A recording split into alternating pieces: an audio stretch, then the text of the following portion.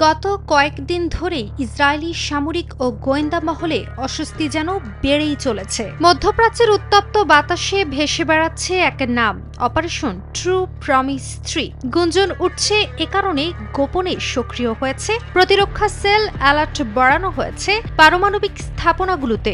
আর এই উত্তেজনার মাঝেই ইরান ইসরায়েল সংঘাত ঘিরে সামনে এসেছে এক নতুন নাম, এতেমাদ। আন্তর্জাতিক মহলে গুঞ্জন, দীর্ঘপাল্লার গাইডেড ওয়ারহেড যুক্ত এই ব্যালিস্টিক মিসাইলটি কি হতে যাচ্ছে অপারেশন ট্রু প্রমিস 3-র মূল অস্ত্র?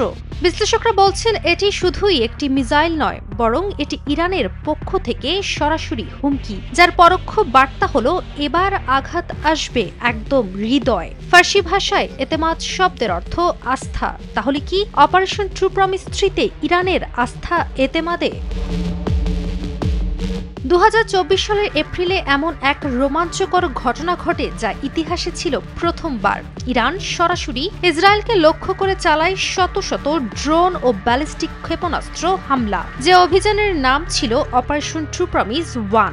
যদিও সেই আক্রমণের বেশিরভাগই প্রতিহত করে ইসরায়েলের আয়রন ডোম। তবে ইরান দেখিয়ে দেয় যুদ্ধক্ষেত্র এখন আর সীমাবদ্ধ থাকবে না ছায়াযুদ্ধে। এর কিছুদিন পরেই ইসরায়েল আবার ইরানের কাছ থেকে পায় আরেক বড় হামলা, যা ছিল অপারেশন ট্রু প্রমিস 2। এরপর থেকেই গোয়েন্দা মহলে বারবার শোনা যাচ্ছে অপারেশন ট্রু প্রমিস 3 শব্দটি। এবং এরই মাঝে 2025 সালের ফেব্রুয়ারিতে ইরান উন্মোচন করে তাদের নতুন অস্ত্র এতেমাদ। কিন্তু কি এই এতেমাদ? অপারেশন ট্রু প্রমিস 3-কে কেন্দ্র করে কেন আসছে এর নাম?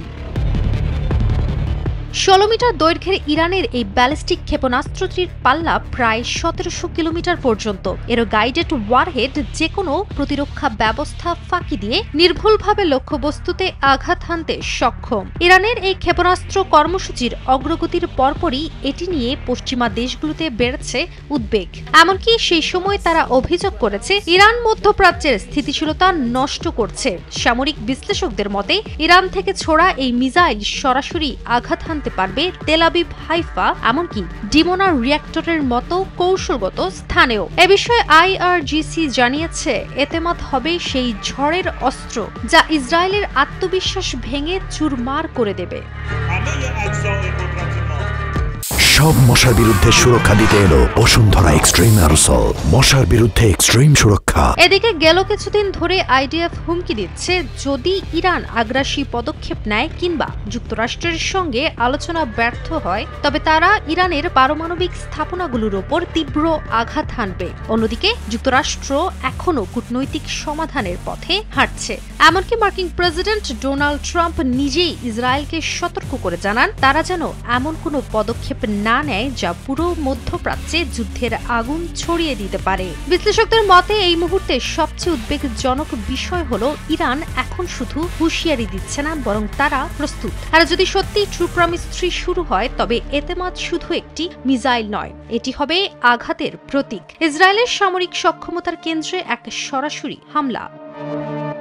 আন্তর্জাতিক বিশেষজ্ঞরা মনে করছেন এতেমাদের মোতায়েন কেবল ইসরায়েল নয়, বরং গোটা অঞ্চলের নিরাপত্তাকে নতুন করে প্রশ্নবিদ্ধ করছে। মধ্যপ্রাচ্যে এখন এক নতুন যুদ্ধের ছায়া, একদিকে যুক্তরাষ্ট্র, ইসরায়েল আর পশ্চিমা জোট, অন্যদিকে একটি জাতি যারা বলছে আমরা নীরব দর্শক নই, এবার পালা আমাদের। নিজেদের সক্ষমতার জানান দিতে ইরানের এই ব্যালিস্টিক মিসাইল এতেমাদ কেবল একটি প্রযুক্তি নয়, বরং এটি হতে পারে ইরানের আত্মবিশ্বাস এবং কৌশলগত দৃষ্টিভঙ্গির বাস্তব রূপ। তবে প্রশ্ন রয়ে যায়, যদি যুদ্ধ শুরু হয় কতটা ভয়ঙ্কর হতে পারে ট্রু প্রমিস 3?